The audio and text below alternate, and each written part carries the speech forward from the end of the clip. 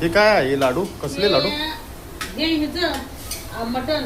आता आपली यात्रा झाली, बकरं कापल्यामुळं भरपूर मटण असल्यामुळं त्याचं कोण खेमा करतं, कोण हे करतं. तर आम्ही असे का नाही सगळा मसाला वापरायचा. ह्याच्यात जिरं, खोबरं, लसूण, कोथिंबीर सगळा वापरायचा.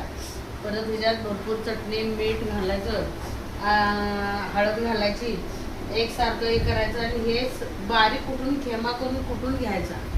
कुटून घेतल्यानंतर हे सगळं मिश्रण एकत्र करायचं आणि त्याचे गोळे करायचे, लाडू बांधायचे. आणि त्याच्यामध्ये आधी मांदं टाकायचं.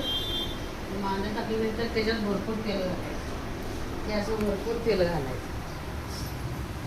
हे भरपूर तेल घातलं त्याच्यानंतर हे तेल पूर्ण मग ते आतलं मांदं लाल भडक झालं की नाही, त्याच्यानंतर हे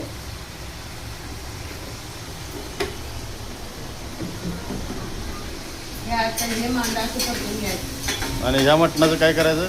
आणि हे मग हे इकडे या मटणाचं हे मटण हे नंतर हे लाडू टाकून घ्यायचे तुम्ही. आणि हे मटण जे आहे हे मटण आपल्याला संपणार नाही म्हणून